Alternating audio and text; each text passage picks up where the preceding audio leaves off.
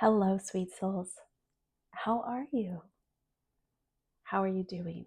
How are you feeling? How is your heart? I'm coming in with a resonance message for this week, and I think it's a series of messages.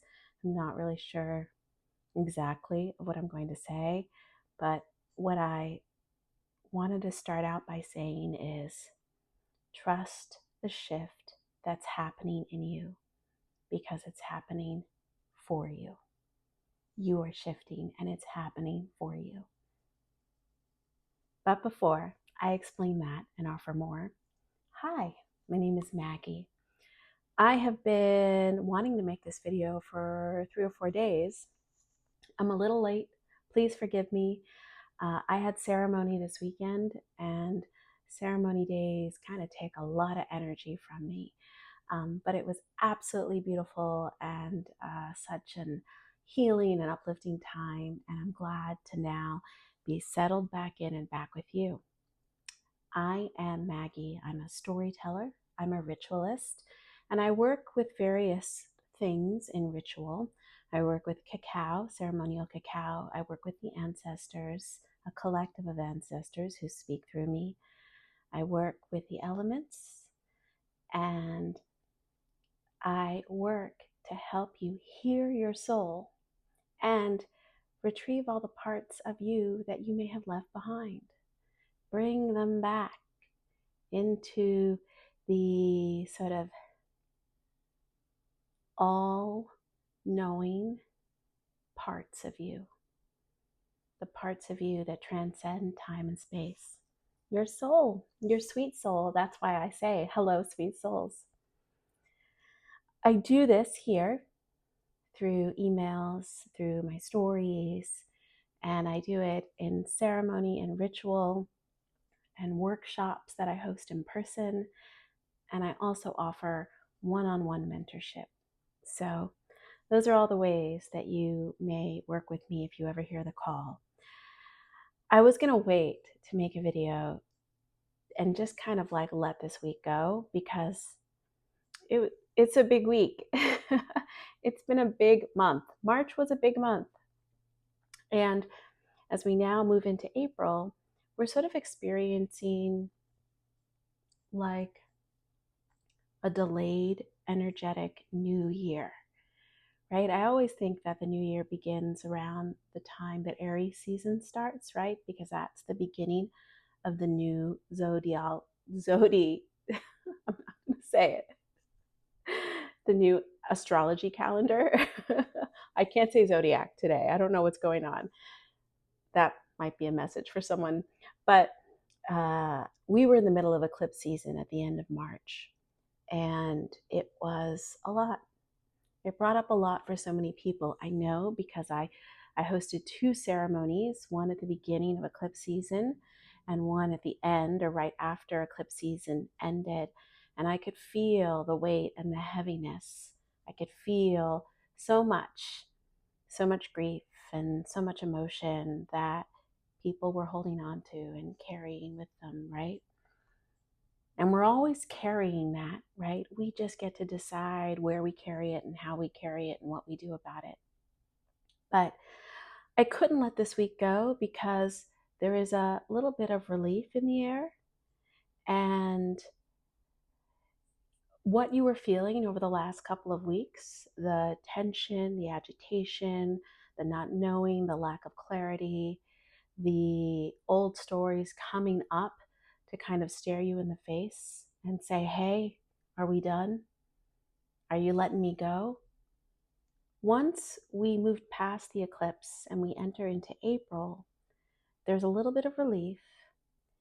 And theoretically, hopefully, I place this on the altar between us with the hope that it is your experience, but it may not be. Hopefully, you're now seeing the shift that's happening within you. And my offering is for you to trust that shift. Trust that what's unfolding, what's releasing, what's coming in and arriving, that it's all happening for you. And the message is to trust the shift.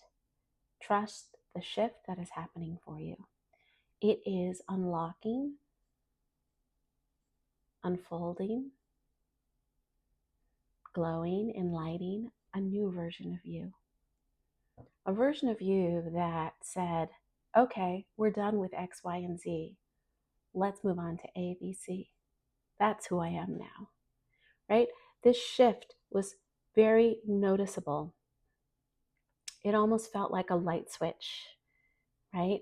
The light was off and now we turned it on, or the light was on and now we turned it off. And there's just a little glow from the night light or from the stars, right? So the shift that you're moving through is happening right now. It's tangible, like you can touch it, you can see it, you can feel it. And there are new things arriving in your field because you are calling them in. You are welcoming them. You are saying, hi, here's my altar.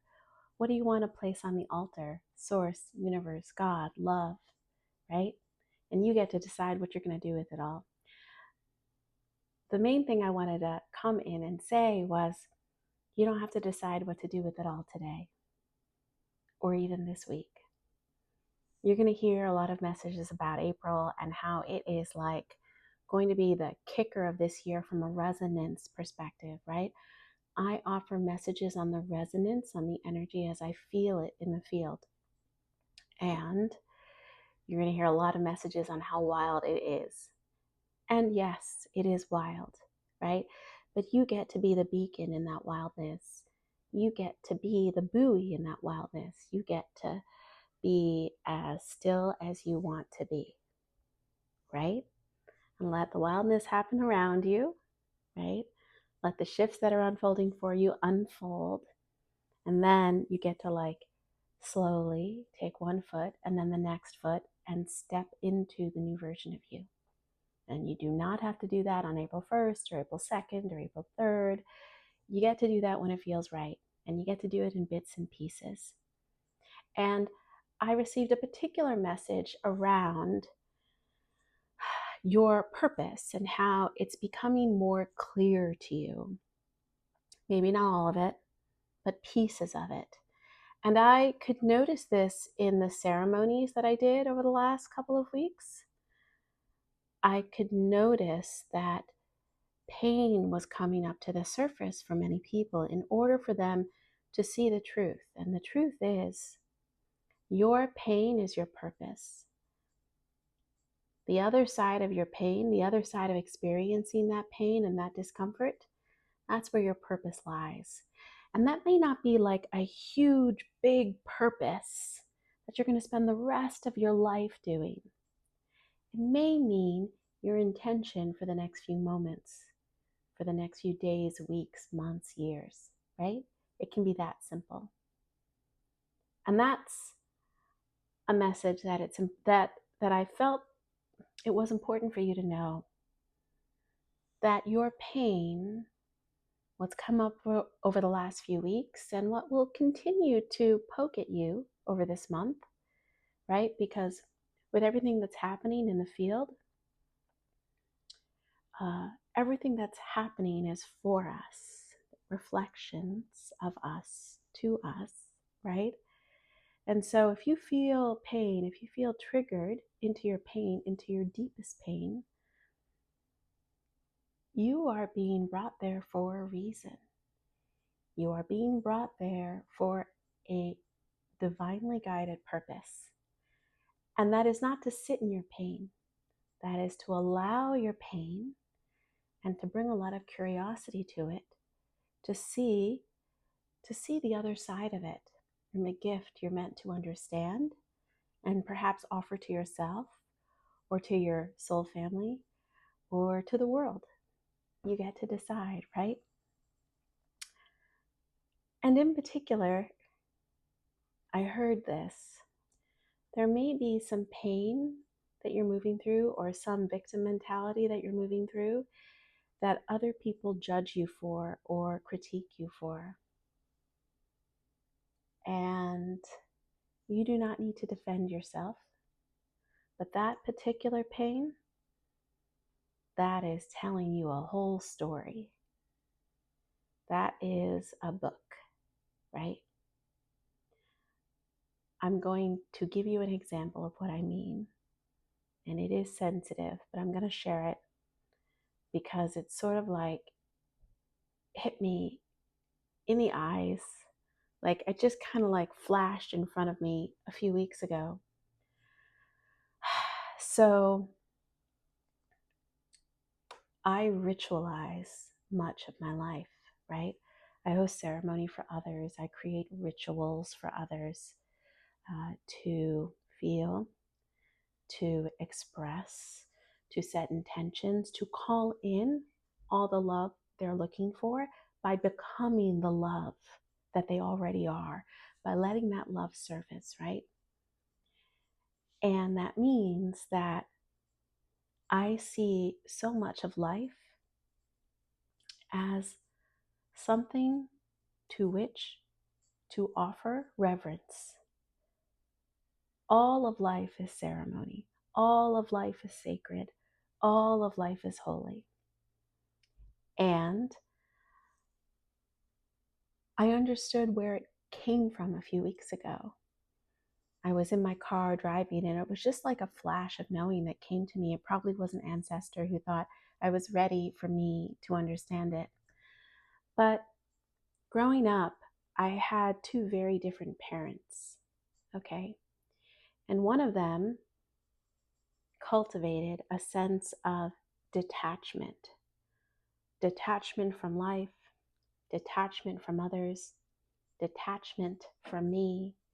And that parent encouraged me to detach from outcome, to detach from what others would think of me. Okay? There's probably a whole story there to tell, but I'm just going to tell it this way. That was one parent. The other parent was incredibly nostalgic, was attached to memory, so attached to memory. And I remember the parent who was not, who was about detachment, always poked at me and poked at the other parent, right? To say that this attachment you have to memory and nostalgia, it is wrong. There's something wrong with you, right? And I remember having conversations with this parent over and over and over again. And they would tell me, don't become like them. Don't attach to things. Don't attach to memory. Don't attach to people, right? And let's let go of the judgment for a moment, right? There's no wrong or right. This parent is, I'm sure, somewhat right and somewhat wrong, and there's all this gray area. They offer a kind of truth. Both parents offered a kind of truth. But I realized that the poking at me when I was a child and when I was growing up, the demand that I not attach to memory, that I not be nostalgic, was a very sore and sensitive spot for me, right? Can you imagine one parent telling you to not be like the other parent? That there was something wrong with that parent, right? There's a lot of stories from my childhood I will tell you one day. But that flashed to me, that pain that I experienced around that separation flashed to me. And I realized that I create ritual of everything to honor one of my parents, right? And to honor the pain that I felt. Because the other side of that pain, I was meant to feel that pain so that I could see the gift. And the gift of that is bringing reverence to every part of life. So it's very strong in me, like a strong force in me, to offer reverence to everything. And that has become a channel to offer me presence with every part of my life and all the parts of the world, wherever I am, wherever I go, right? I bring deep presence to that moment. Not all the time, not every day, but I do my very best because I know that there's something there for me. There's something holy there for me everywhere.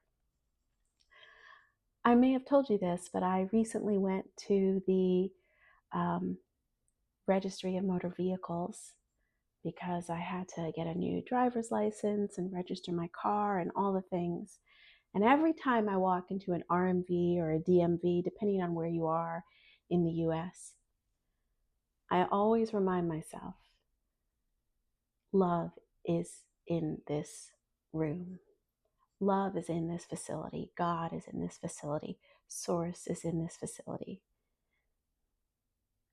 And yes, it can be a complicated process and it can take a lot of time and it can be annoying and it can be frustrating. It can be all the things, right? And yet, all those people there is a little bit of God or love or source, compassion and forgiveness, all of it. Love moves through them. Love doesn't just move through me because I'm very aware and present to it. Love moves through you. Love moves through everyone, even those who push love down and don't wish for it to be so present. And so I wanted to just leave the nostalgia story with you. Right? It was something that I was teased about for many decades.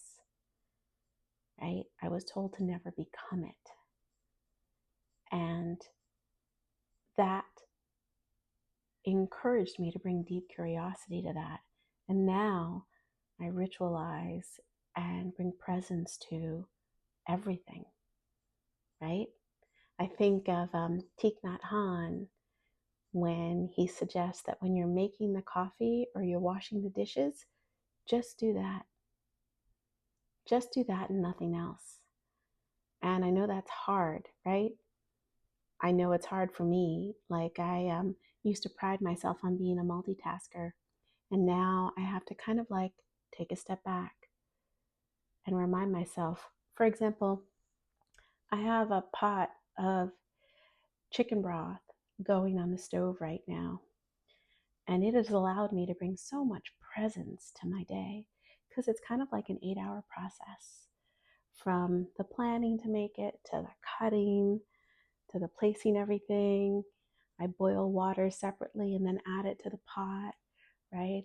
To choosing the flavors and the ingredients, to nursing it while it boils and then simmers, and then deciding how long I want to let it boil till it gets that beautiful color. Like that brings so much presence to my entire day, and I ritualize that process. And I'm meant to tell you that. Perhaps there is a moment in your life that you take for granted. Perhaps there is something that someone teases you about, right? And I'm not a big fan of teasing. It's okay in very, very, very close relationships. But oftentimes teasing or sarcasm is saying something else. And maybe we'll get into that one day. But there is a gift in that. There is a gift on the other side of your pain and the pain that people point out to you. There's just something there for you to look at.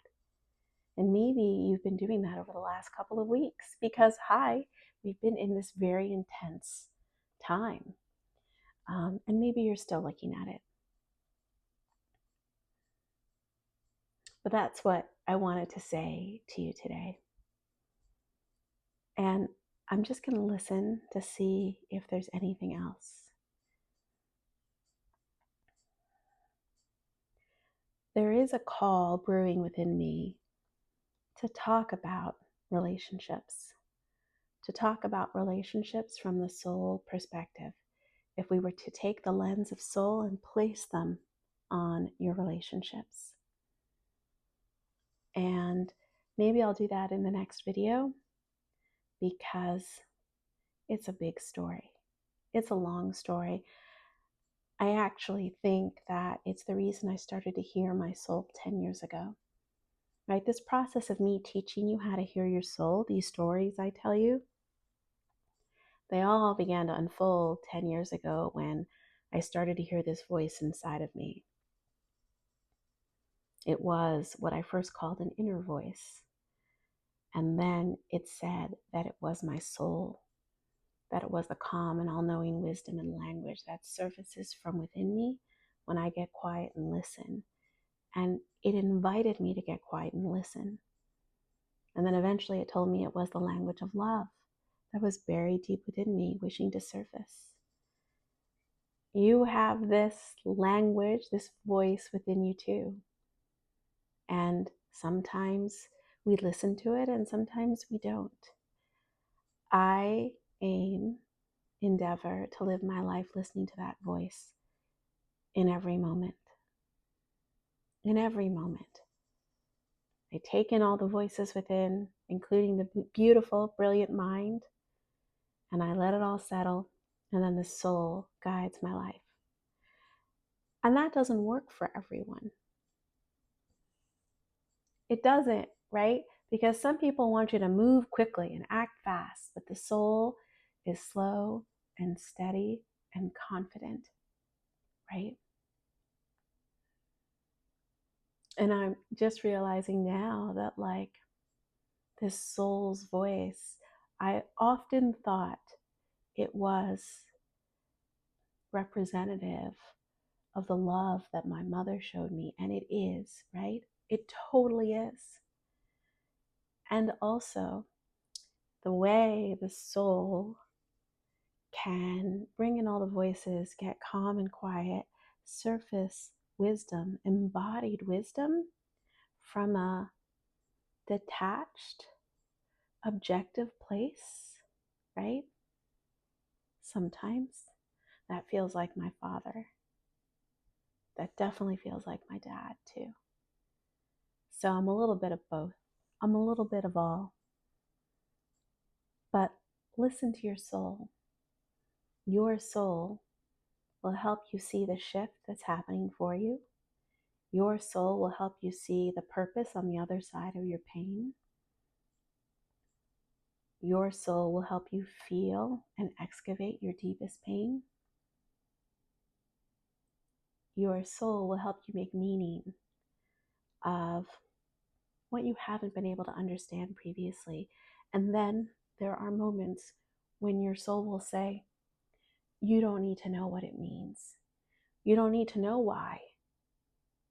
You just don't. You just need to feel it and integrate it and allow it and then move on to the next thing. And I think that's been interesting for me, particular over the last couple of weeks, and maybe you're experiencing this too, where you'll have moments of intense emotion and you'll understand where that emotion comes from and what it's about.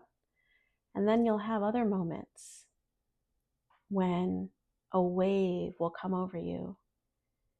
And I've had several in the last couple of weeks where I'll just start crying and I won't understand exactly why.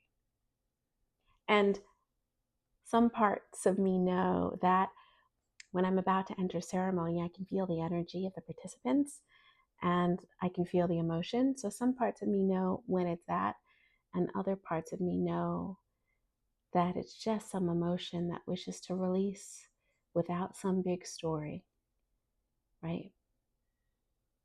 I can help you do that one-on-one if you want to hear your soul's voice, if you want to listen to that language of love and allow it to hold you, allow it to help you process what's going on in your life. I offer 3 different types of sessions. I have a soul ancestor session where we sit with my soul and the ancestors, and you get clarity on something you're moving through right now. I offer Kundalini Shakti energy transmissions where I help you unblock chakras, blocks or emotions in certain places so that you can allow life force and love force energy to move through you. And then I also offer soul counseling sessions where we're just talking. It's a conversation, and I take you through soul voice practices so you can hear your wisdom. Not mine, yours. Because everything you're looking for outside of you is right there within you. And it's only upon you to surface it. I'll leave links to all that stuff down in the description. And that feels like plenty for today. Thank you so much for being with me on this sort of cloudy, dreary day with my chicken stock broth on the stove. I really appreciate you, and know that I'm just so glad that you're here. And I promise I will be back again very, very soon.